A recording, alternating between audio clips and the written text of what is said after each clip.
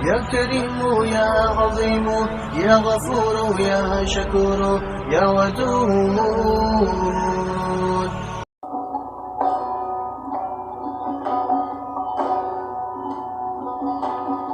اسلام اور عورت کے ساتھ اس عالمگیر بدسلوکی کے مقابلے میں اسلام نے ان تمام نظریات و معتقدات کو باطل قرار دیا جو صدیوں سے مردوں نے پھیلا رکھے تھے۔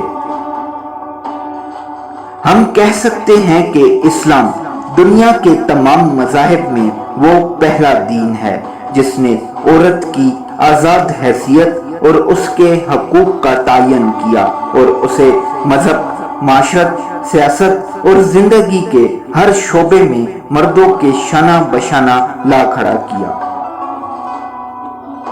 یہ انسانی تاریخ کی سب سے بڑی آواز تھی جس نے اس نظریے کو باطل قرار دیا کہ عورت مرد کی پسلی سے پیدا ہوئی ہے، لہذا یہ صرف مرد کی خدمت اور اس کو خوش کرنے کے لیے پیدا کی گئی ہے۔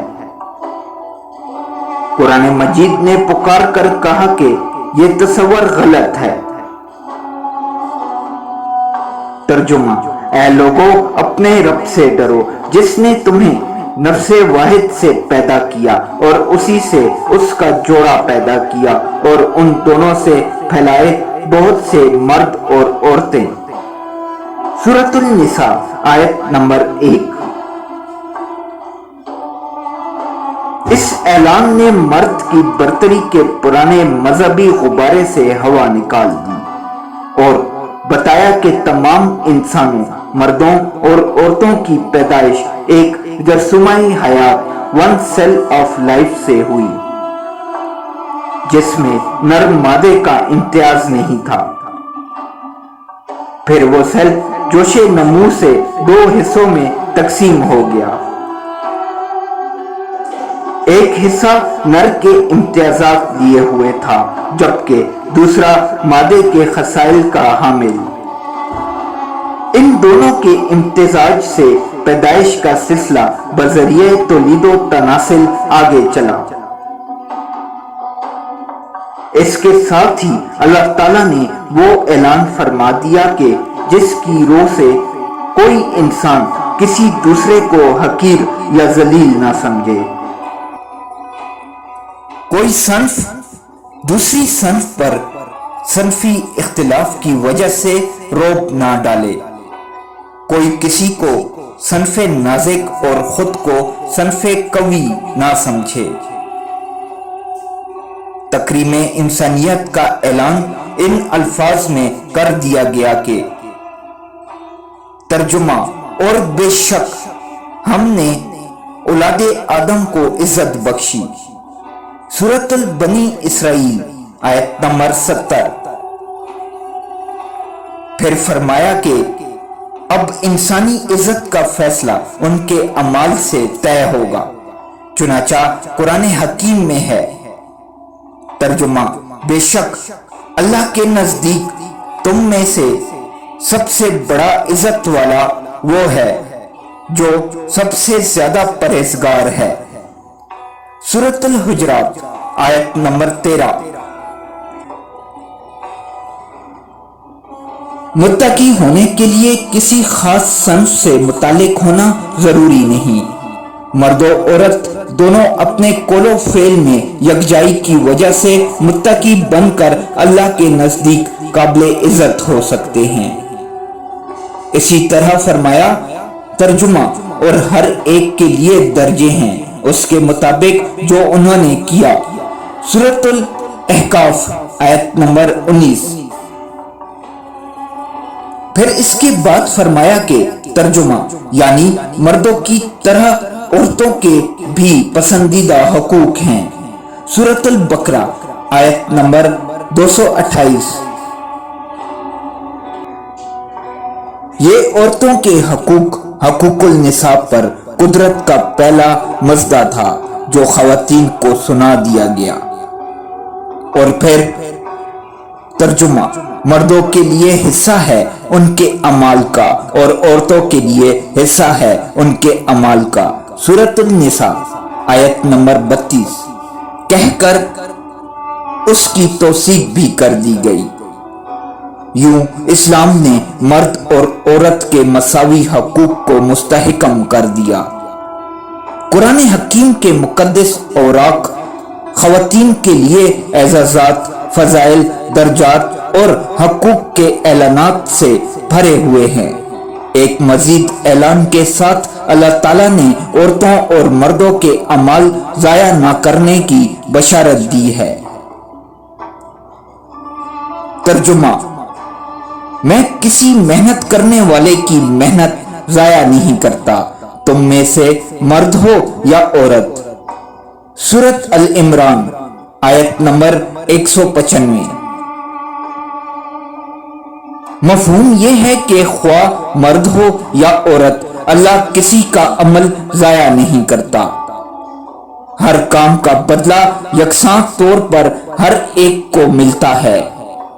یوں اللہ تعالیٰ نے مرد عورت کے درجات میں یکسانی کا عندیہ دے دیا۔ پھر وہ تمام کام اور شعبۂ زندگی بھی اللہ تعالیٰ نے اپنے ابدی اور سرمدی پیغام میں گنوا دیے، جن میں عورت مرد کے شانہ بشانہ کارزار حیات میں کھڑی ہو سکتی ہے، جدوجہد کر سکتی ہے اور اپنی صلاحیتوں کا مظاہرہ کر سکتی ہے۔ سیاست ہو یا سیادت، امور مملکت کی انجام دہی ہو یا زہد و تقوی کا میدان، کاروبار کر کے کمانے کی آرزو ہو یا عمل بالمعروف کا شعبہ، تمام شعبۂ زندگی میں اس کو اجازت دی گئی ہے۔ دیکھے رب کعبہ کا فرمانے عالی شان۔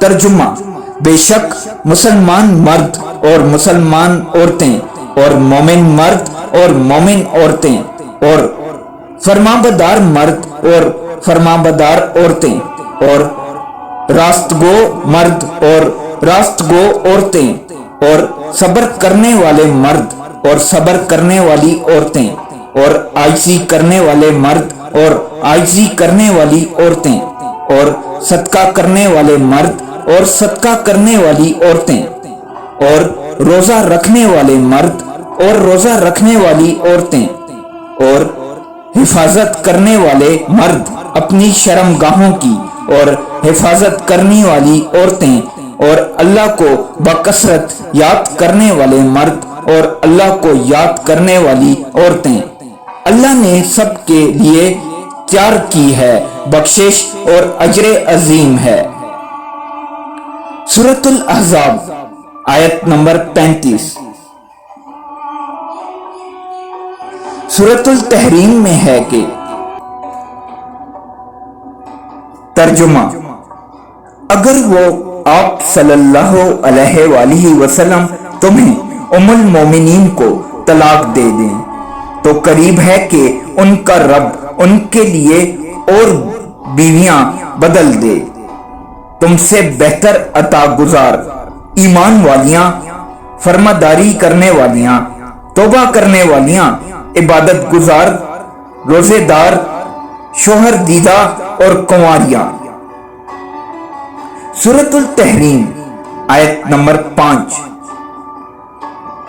یہ وہ چند آیات کریمہ ہیں جنہیں یہاں بطور مثال پیش کیا گیا ہے اور جن میں اللہ تعالیٰ نے خود گواہی دی ہے کہ خواتین یہ تمام کام مردوں کے شانہ بشانہ انجام دے سکتی ہیں اور ان کے لیے اللہ تعالیٰ نے بہت اجر و ثواب رکھا ہے۔ قارئین کرام، ہم مسلمان ببانگے دہل یہ کہہ سکتے ہیں کہ قرآن کریم نے عورت کی عزت و عظمت اور قدر و منزلت کے صرف دعوے ہی نہیں کیے بلکہ علم و عمل، تدبر و سیاست، بہادری و شجاعت، تہذیب و تمدن، غرض یہ کہ ہر شعبہ زندگی میں خواتین کو مردوں کے دوش و بدوش لا کھڑا کیا، جس کا ایک ثبوت یہ ہے کہ عورت کو وراثت میں حصہ ملا، عورت کو خلا کا حق ملا، عورت کو اپنے کام کاروبار اور اپنی کمائی پر اختیار کا حق ملا، اور خاص طور پر انسان ہونے کا حق تسلیم کیا گیا۔ مزید برآں قرآن کریم میں عورتوں کے حقوق، فضائل و مسائل اور حسن سلوک کے بارے میں سورۃ النساء، سورۃ النور اور سورۃ الطلاق نازل فرمائی گئی ہیں، جو عورتوں کی عظمت و عصمت کی واضح دلیل ہیں۔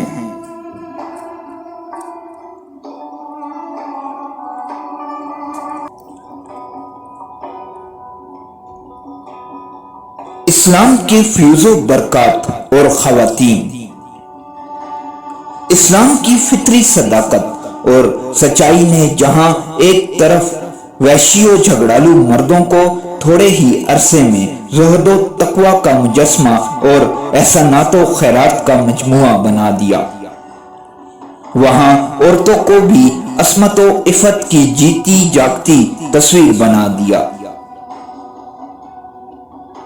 مردوں میں جہاں صحابہ کرام رضی اللہ تعالیٰ عنہم، تابعین، تبع تابعین، ائمہ کرام، محدثین، مفسرین، مفکرین، مجتہدین، علماء، فقہاء، غوث، کتب، کلندر، ابدال، ابرار، اخیار، اوتاد، نقبہ، نجبہ رحمت اللہ علیہ اجمعین پیدا ہوئے، وہیں ایسی مسلمان خواتین پیدا ہوئیں جنہوں نے علم و عمل، شجاعت و بہادری، حکمت و سیاست اور تصوف و زہد و تقوی و پرہیزگاری میں اپنا نام پیدا کیا اور تاریخ عالم میں ہمیشہ کے لیے امر ہو گئیں۔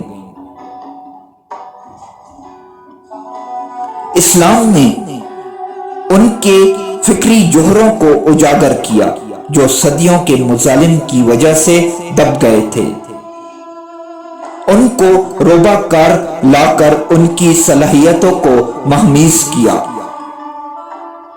جس سے وہ مرکز فضائل اور مجمع صفات بن گئیں، اور انہوں نے ہر شعبہ زندگی میں اپنی مہارت کے جھنڈے گاڑے، جیسے ام المومنین حضرت خدیجہ رضی اللہ تعالی عنہا ور حضرت کریمہ نے تجارت میں نام پیدا کیا، جبکہ حضرت ام ورقہ رضی اللہ تعالی عنہا عطریات کی تاجراں تھی اور اپنی روزی کماتی تھی۔ حضرت اسماء رضی اللہ تعالی عنہا بن حضرت ابو بکر رضی اللہ تعالی عنہا زراعت پیشہ تھی، جبکہ حضرت شفا رضی اللہ تعالی عنہا بن عبداللہ حضرت کریمہ بن مقداد لکھنے کی صلاحیت سے بہراور تھی اور اسی فن سے اپنا رزق کماتی تھی۔ حضرت عائشہ صدیقہ رضی اللہ تعالی عنہا، حضرت ام سلیم رضی اللہ تعالی عنہا، حضرت صفیہ رضی اللہ تعالی عنہا اور حضرت ام عطیہ رضی اللہ تعالی عنہا شجاع خواتین تھیں جو جنگوں میں عسکری خدمات بجا لاتی تھیں، جبکہ دیگر صحابیات جنگوں میں نرسنگ کی خدمات اور پانی پلانے کا کام بخوبی انجام دیا کرتی تھیں۔ حضرت عائشہ صدیقہ رضی اللہ تعالی عنہا کا علمی حجر اس قدر بلند اور عرفہ تھا کہ ان کو اولین فقیہہ شمار کیا جاتا ہے۔ یہی وجہ تھی کہ خلفائے راشدین بھی کئی معاملات میں آپ رضی اللہ تعالی عنہم سے رجوع کیا کرتے تھے۔ حضرت حفصہ رضی اللہ تعالی عنہا اور حضرت شفا بن عبداللہ رضی اللہ تعالی عنہا کے سامنے بڑے بڑے علماء و محدثین نے زانوِ ادب تہا کیا اور ان کی شاگردی اختیار کی۔ اس کے بعد کے دور میں بھی نامور خواتین پیدا ہوئیں جنہوں نے اپنے اپنے شعبے میں نام پیدا کیا۔ اسی ماحول نے ولیائے کامل حضرت رابعہ بصری رحمت اللہ علیہ کو جنم دیا، جن کا نام چار دانگے عالم کو گونجنے لگا اور وہ تصوف کے بلند مقام پر فائز ہو گئیں۔